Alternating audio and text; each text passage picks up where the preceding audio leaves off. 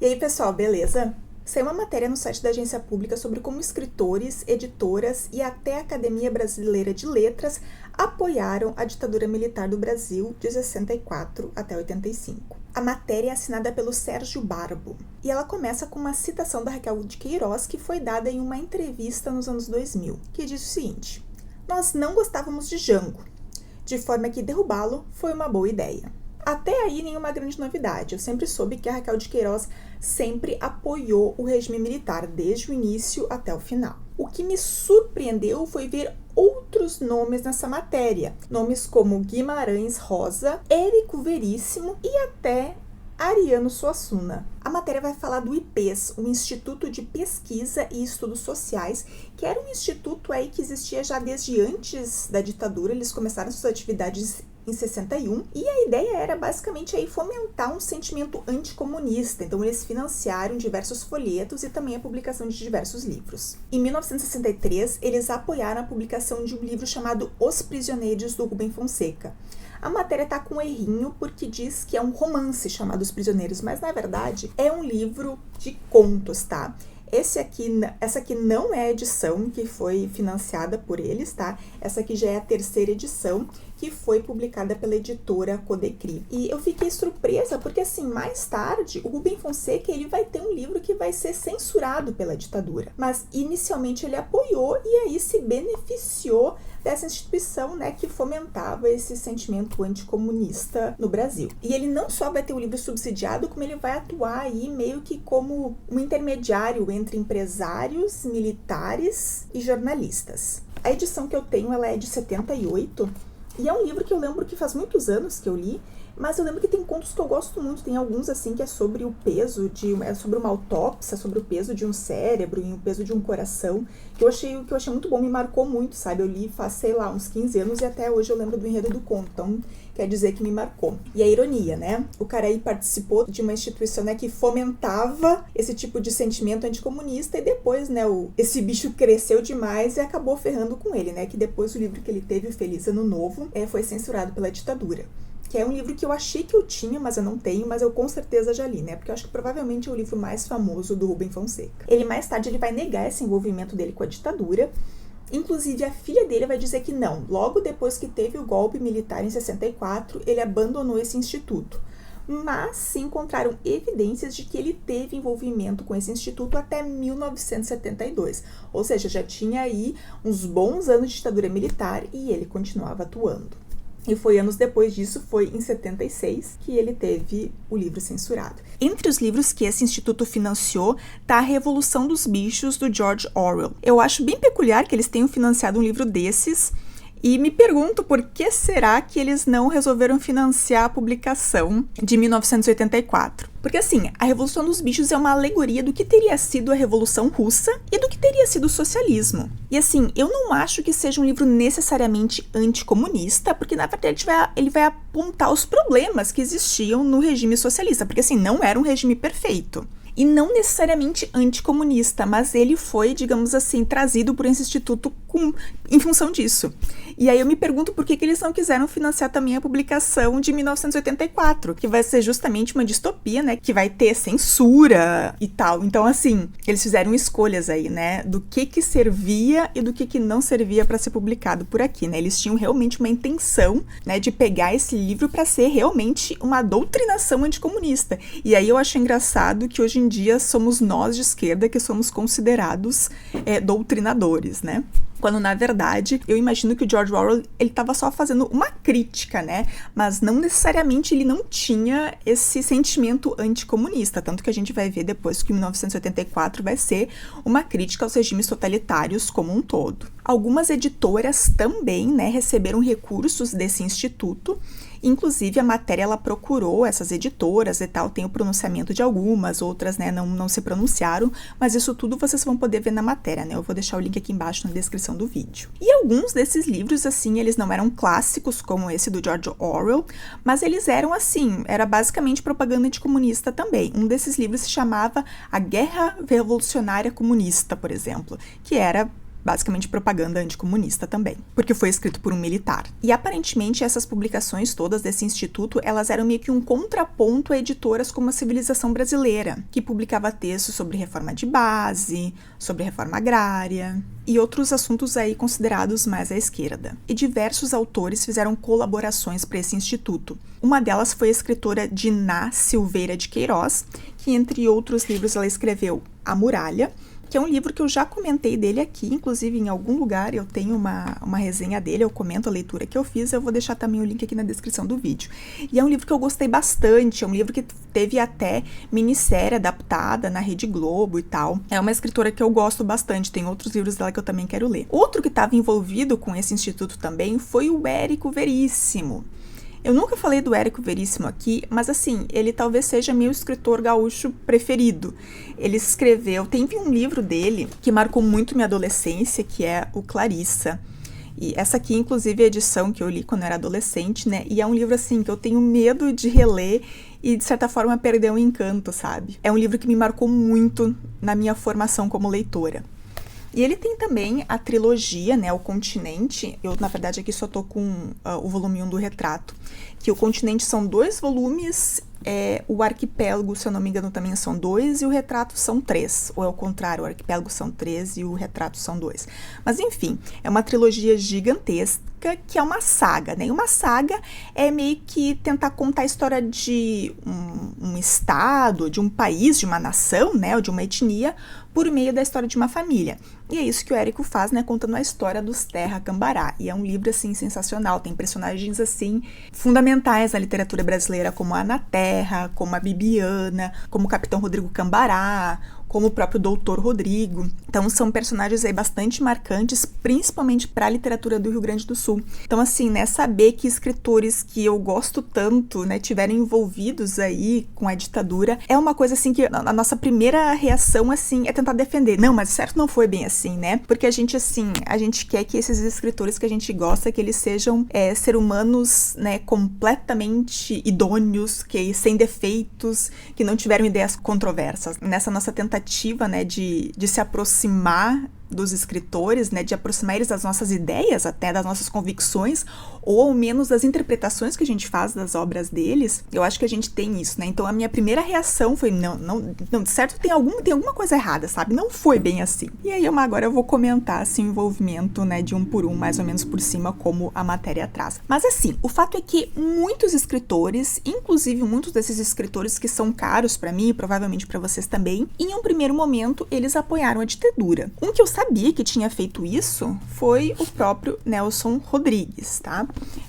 É um escritor que eu gosto bastante, inclusive eu gosto muito, né, dessa coletânea aqui que tem de crônicas da vida como ela é, e também das peças de teatro, né, dele. Boca de Ouro, assim, eu nunca pude ver ela encenada, infelizmente, gostaria, mas enfim, eu só li a peça e ainda assim eu acho ela maravilhosa, né? Queira Deus que um dia eu possa ver, né, uma montagem dessa peça no palco. E eu descobri que o Nelson Rodrigues, que ele teve, que num primeiro momento ele apoiou a ditadura, isso eu descobri no livro Ainda Estou Aqui, né, o livro que deu origem aí ao filme, que deu o primeiro Oscar pro Brasil. Isso num primeiro momento, né? Logo depois, quando o regime endureceu, ele acabou censurado também. E foi aquela coisa assim, né? Eu acho que tinha muito aquele sentimento de contra tudo isso que tá aí, né? Não estavam satisfeitos com o governo Jango, aí deram um golpe, é isso aí, tem que tirar esse cara aí do lugar mesmo. Só que acho que uma coisa que eu, pelo menos, quero acreditar é que eles não tinham a dimensão do que seria derrubar um governo democraticamente eleito. Espero que tenhamos aprendido a lição, né? Que apoiar a derrubada de um governo democrático nunca é uma boa ideia. E eu acho que eles aprenderam isso da pior maneira possível, né? Que foi tendo suas obras censuradas. Eu acho que a grande diferença é que por mais que muitos desses escritores tenham apoiado a ditadura em um primeiro momento, ou não digo a ditadura em si, mas tenham apoiado o golpe em um primeiro momento, porque assim, logo que teve o golpe, a promessa é que dali a um ano teriam eleições, né? E não foi isso que aconteceu, né? Foi dado um golpe dentro do golpe, basicamente. Eu acho que, assim, por mais que eles tenham, né, dado apoio a esse golpe, eles não imaginavam o que se tornaria, entendeu? Eu acho que é por isso, assim, que eu dou um desconto. Agora, tem escritores como a Raquel de Queiroz, ela apoiou no início e segurou na mão até o final, tá? Então aí não tem como dar colher de chá nenhuma, né? Aí não tem como te defender. O Guimarães Rosa, que é outro escritor que eu gosto muito, nossa, o Grande Sertão Veredas. Tem muitos escritores, assim, que eu nunca tive a oportunidade de falar aqui no canal, que eu li muito antes de ter o canal, mas que eu gosto muito, né? O Guimarães Rosa é um deles, eu gosto tanto do Primeiras Histórias, que é um livro de contos, eu gosto muito, mas eu acho que o meu de contos preferido dele ainda é o Sagarana. Né, tem aqui o conto do Burrinho Pedrez, que eu acho, assim, incrível. E amo também o Grande Sertão Veredas, tanto que eu queria fazer uma tatuagem que era a primeira palavra do romance, que é nonada, e a última palavra do romance, que é travessia, com esse símbolo do infinito aqui, que ele tem no final do romance.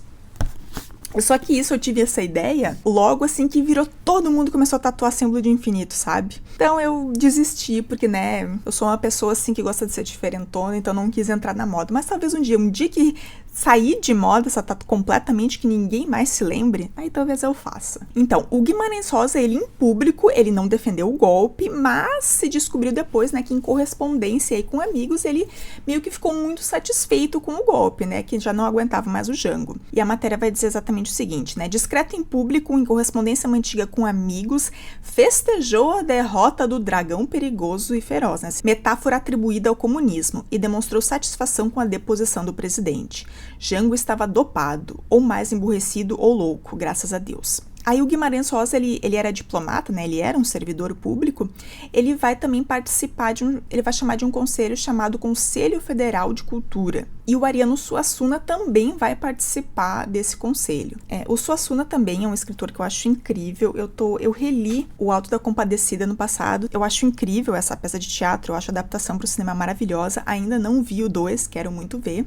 Ainda que não seja, né, baseado em um texto do Suassuna. Mas o Suassuna é outro escritor, assim, que eu tenho um afeto tão grande, sabe? E aí, né, saber que ele, de certa forma, fez parte aí desse governo é uma coisa, assim, complicada de a gente digerir, né? Mas ele foi a mesma coisa que os outros escritores que eu comentei, né, com exceção da Raquel de Queiroz. Ele apoiou num primeiro momento, né, a deposição do Jango, ele fez parte desse Conselho Federal de Cultura e tal, mas depois ele também teve obras censuradas, né, então ele também foi vítima do regime. Então, assim, as coisas não são tão simples, sabe? Hoje, com nossos olhos de hoje, é muito fácil de a gente condenar, e eu acho que a gente tem que aprender com o erro desses escritores, sabe? Porque eles apoiaram a derrubada de um governo democraticamente eleito e mais tarde lá eles viram as consequências disso. Então eu acho que a gente tem que aprender com os erros desses escritores. E aí a justificativa desses escritores, do Érico Veríssimo, por exemplo, é que assim, o Brizola e o Jango seriam uma coisa muito pior. E eu tenho a impressão, aqui não é a matéria que está dizendo, aqui é a minha impressão, é que eu acho que eles também, a propaganda norte-americana estava em operação aqui, sabe? Eu acho que se tinha uma ideia de que tudo era comunismo. Eu, sinceramente, eu não sou historiadora, tá? Mas assim, na minha opinião, pelo que eu aprendi, o João Goulart, ele não queria fazer uma revolução. Ele tinha sido democraticamente eleito. O que ele queria fazer eram reformas de base. Ele queria fazer reforma agrária, ele queria construir ferrovias federais por todo o Brasil, ele queria, né, alfabetizar as pessoas com o método Paulo Freire, e tudo isso a pessoa já estava dizendo, meu Deus, uma revolução comunista acontecendo. Gente, pelo amor de Deus, como que as pessoas faziam esse salto, sabe? E até pessoas inteligentíssimas como Érico Veríssimo, eu tenho a impressão meio que caíram, assim, nessa propaganda, de certa forma. Talvez eu esteja simplificando demais as coisas aqui, mas assim, o Brizola, ele fez todo aquele movimento pela legalidade, né, e tudo. Como que esse tipo de pessoas iam implantar um regime comunista totalitário, gente, né, se eles estavam justamente prezando pela legalidade, sabe? Então, assim, eu tenho dificuldade de compreender isso se não for a própria propaganda, né, a máquina da propaganda americana, sendo que o Érico Veríssimo, né, ele morou muito tempo nos Estados Unidos e tal, né, ele fez cursos e lá, acho que ele foi professor em universidade lá até. Talvez esteja sendo leviana, falando sobre um assunto que eu não entendo, mas assim, é a sensação que eu tenho, sabe? E outra instituição aí que também fez parte, né, do regime foi a Academia Brasileira de Letras. O curioso é que, assim, né, eles tinham alguns membros que eram abertamente comunistas, como era o caso do João Cabral de Melo Neto, mas também tinha, assim, alguns membros, eles meio que foi uma barganha, que teve, a matéria também explica isso em detalhes, né, que foi lá eleger um membro militar lá, sei lá da onde, eles conseguiram barganhar isso com dinheiro para ter uma sede própria, e até hoje se colhe os frutos disso, né? Porque o dinheiro do aluguel desse lugar, desse prédio, até hoje, a Academia Brasileira de Letras tem uma renda disso até hoje, aparentemente. Então, assim, foi um negócio meio toma lá da cá, né? Já que estamos aí com uma ditadura, né? Vamos fazer desse limão uma limonada. A impressão é que meio que foi isso, entendeu? Mas assim, gente, né? Essa matéria da agência pública, assim, excelente. Leiam ela na íntegra. E venham discuti-la comigo, assim, que eu tô bastante... ela me deixou desconfortável, assim, né? Ela deslocou, assim, minhas convicções, né? Porque pra mim, pessoas como Érico Veríssimo, como Suassuna, assim, pra mim, eram intelectuais acima, né, de qualquer... Pra mim, como eles são grandes escritores que escreveram obras tão geniais... Para mim, eles sempre foram, né, defensores da democracia. E não, eles apoiaram, né, a deposição de um governo democrático. É uma coisa, assim, que me deixou, assim, né, abalou as minhas bases. Então, assim, eu quero que vocês leiam. E o que vocês acham? Assim, vocês também têm essa tendência a achar, né, de só porque alguém escreve uma obra genial que ela vai ter 100% das opiniões dela vão ser... né, corretas, sempre democráticas, né, prezando pela democracia e tal. Enfim, eu tento, assim, pensar as opiniões que eu já tive, sabe? Eu espero que eu nunca me torne uma pessoa importante ou famosa, porque as pessoas vão... Porque, assim, eu lembro que logo que saíram as cotas, eu fui contra as cotas, gente. Eu lembro que eu dizia assim, não, né, isso vai fazer decair o ensino na universidade, e a gente sabe que isso não aconteceu. Depois, claro, eu fui mudar de ideia. Então, eu vou passar, né, pegar um pano aí, dar essa passada de pano pro Érico Veríssimo, pro Suassuna e pro Guimarães Rosa, porque eu acho que talvez eles não soubessem o que eles estavam falando e talvez eles não tivessem a devida dimensão do que é, né, apoiar a deposição de um governo democrático. Eles caíram a historinha de, não, daqui a um ano a gente faz eleição de novo. Foi um erro, assim como foi um erro meu não ter apoiado as cotas raciais da universidade desde o início. Era isso, gente. Um abraço e até a próxima.